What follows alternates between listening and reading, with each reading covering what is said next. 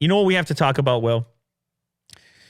We got to talk about this James Charles stuff, dude. Uh-oh. Now, look, I'm putting my hands up right now because this is a community. This is an environment that I am over my head. Like, I'm out of my league. I'm out of my league on this. that's the disclaimer I'm putting from the jump. I'm out of my league, but I had to pay attention because of the sheer scale of it. The scale of it is bananas, and now it has implications across YouTube, regardless of the segment that it emerged from. Obviously, I make tech videos on YouTube and have been for years now, so I'm intimately involved in the space through that lens. But every so often, some situation in some other segment emerges as like this major deal.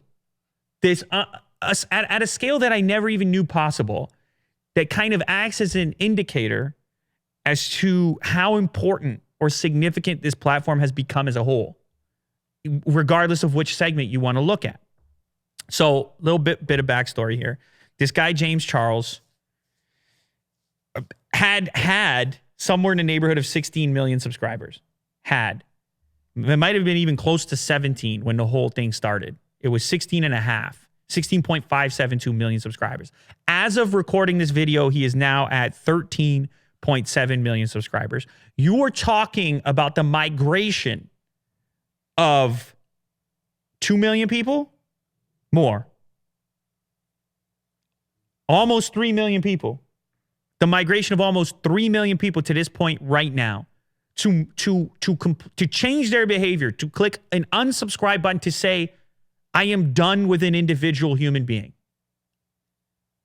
Now, it would be unfair to bring this up without giving a little bit of context as to how this all happened, but my understanding is it was a series of things. It wasn't any one thing. It was actually a series of things, a buildup leading to this, culminating in this video right here by this other YouTuber named Tati, another makeup YouTuber, in fact.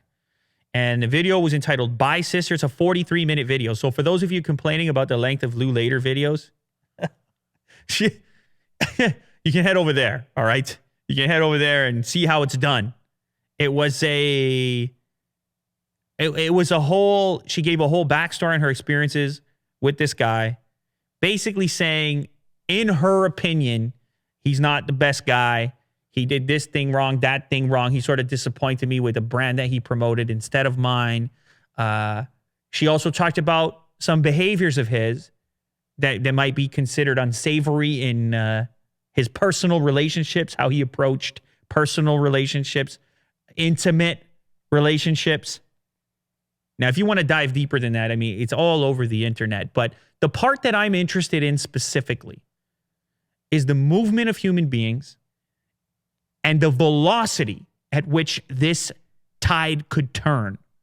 That you could have a situation, a guy loved, presumably, to that degree that could then be turned on in such an intense way at this pace.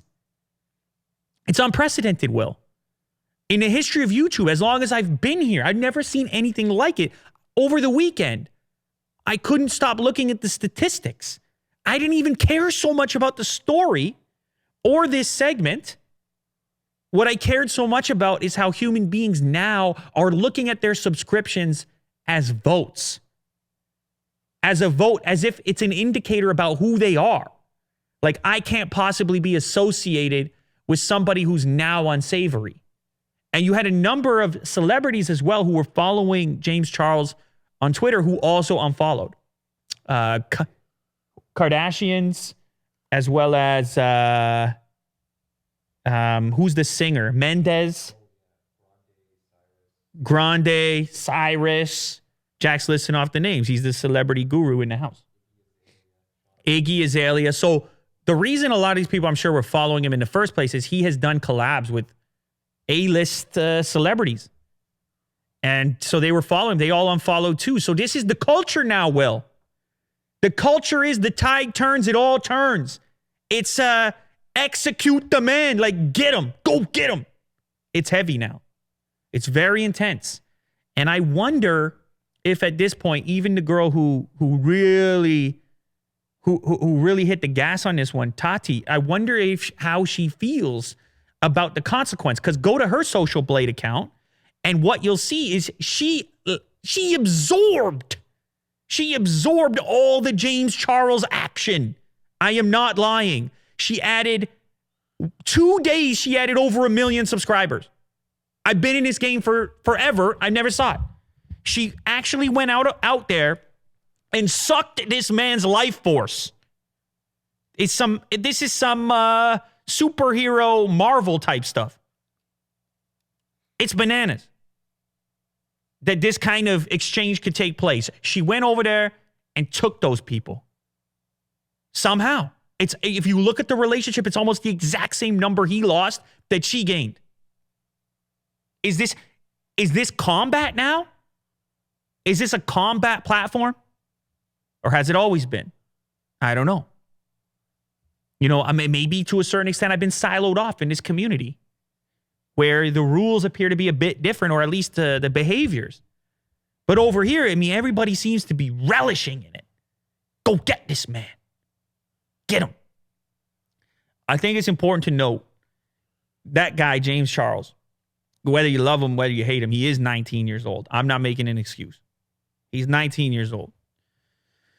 When you're 19, you're not fully formed yet. Well, we talked about it. We talk about it in here all the time. We think back about ourselves at that age, and it's like, I mean, he's obviously got the other element of being an unusual person. At 19, I'm not making excuses, but the Tati girl, she's 37, and they were friends previously. And I feel like PewDiePie mentioned this in his video. I feel like that's an important thing to know or to remember. I don't really know. It's like, it's something to consider when you pile on, when you give your 2 cents, when you want to watch the thing burn. I think it's worth considering. I don't know what the guy did specifically is a bit convoluted when you watch this video, but he's obviously rubbed a lot of people the wrong way. Absolutely. No excuses on that front. But other people on YouTube, for those of you that don't create videos for YouTube, you might not know, but like what happens is people take notes. Will, you popped open the Social Blade like kaboom. You knew where to go. And that's the daily thing. We're in this business. We live this life. Like, we have to survive. And so people check stuff like this. You do this as a profession. You watch what's happening on the platform. You see where things are going, the behaviors that are taking place. People are going to notice that she absorbed him. And they're going to say, I'm going to do the same thing. Yeah, so apparently Tati's like really well known in the industry, the makeup industry. Just wondering, like, if James Charles is gonna come back from this. Is his career over? So her video, 30 million views, 35. Bye, sister. His video, 30 million views. Apology. No one liked his apology, apparently. Like, the like to dislike, 2.4 million dislikes. No one bought the apology. That's another whole genre of YouTube. Unbought apologies. Remember the Lisa girl or whatever? The person comes on, they give the apology, and people, it's not a good enough apology. It's like when you're a kid and you're bickering with your sibling, and your mom is like, say sorry, and then sorry. You know that experience? Jack knows the experience. And you're like, no, say the real sorry, man. Mean it. It's one thing about sorries. People want you to mean it, or they don't want you to say it. And in fact, if you say it without meaning it, they'd rather you didn't say it. They'd rather you just vanished. I hope...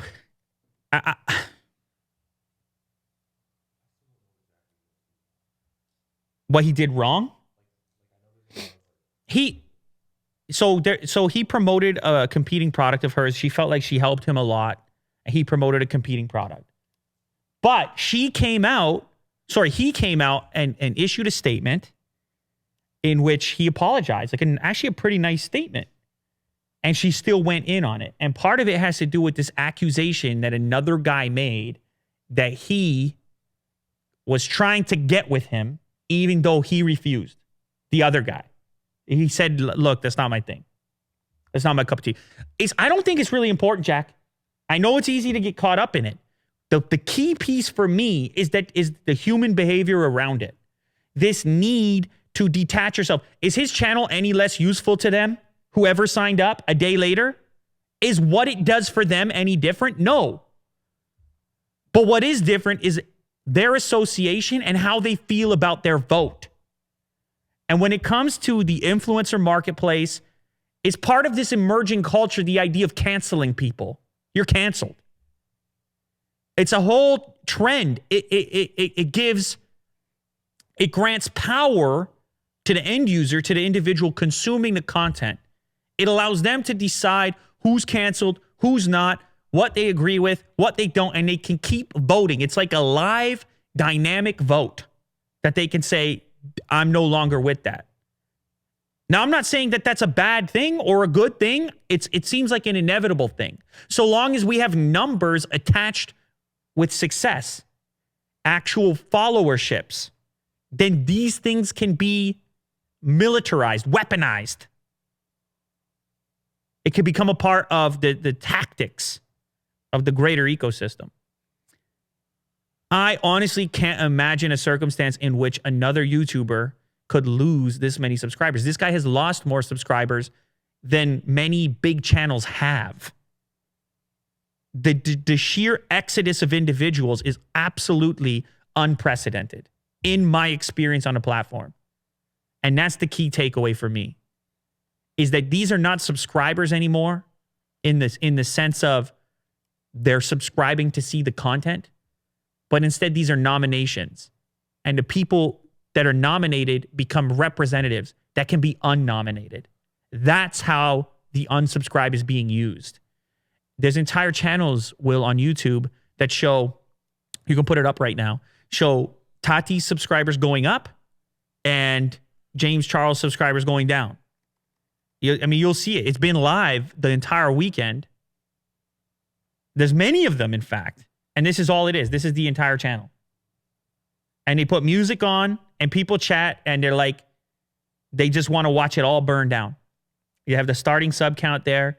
It's entertainment. It becomes entertainment. It's like the Coliseum. Stick them both in. See who emerges. It's a battle. It's like sports. It's like entertainment. They are real people. Those are actual human beings. As much of an act as they might put on, I'm not sure. But they are actual people. And so my thing here is, what is my thing, Will?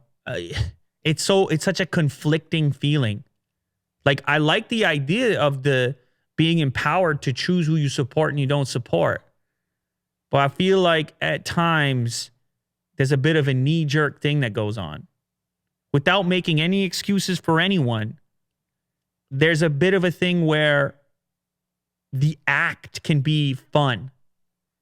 The act of hate can be a fun thing to engage those evil forces in yourself. To say, yeah, you know what? I don't like that guy, or girl, or otherwise. And it almost, if it continuously happens, it encourages a particular thought process. In your regular life, do you cancel people? I don't know. I mean, maybe if somebody does something terrible to you, you might. But a lot of times as well, you also give people chances. A lot of times as well, you accept an apology. So it will be nice to see a little bit of balance in the territory, just on a human level for the end users. I don't think it's going to happen. And I mean, there's nothing, obviously, there's nothing I can do about it. But a little bit of balance in this department, I think, is better for the users, for the actual people consuming the content, to not just relish in the destruction of somebody else. Now, look, if you're just like, hey, I don't want to be associated, that's one thing. But if you relish, that's a different thing. That's my point. You don't necessarily want to take joy in other people's suffering, is what I'm trying to say. I just don't think it's the healthiest thing for you as a person There's maybe some circumstances where retribution is called for, very extreme circumstances. But in most cases, you don't want to take too much joy in the destruction of others. I'm not defending either party in this case, by the way. And I said already when I started, I'm in over my head. Absolutely. It's not a segment that I'm intimately involved in enough. So, but I'll leave it there. I'll leave it right there.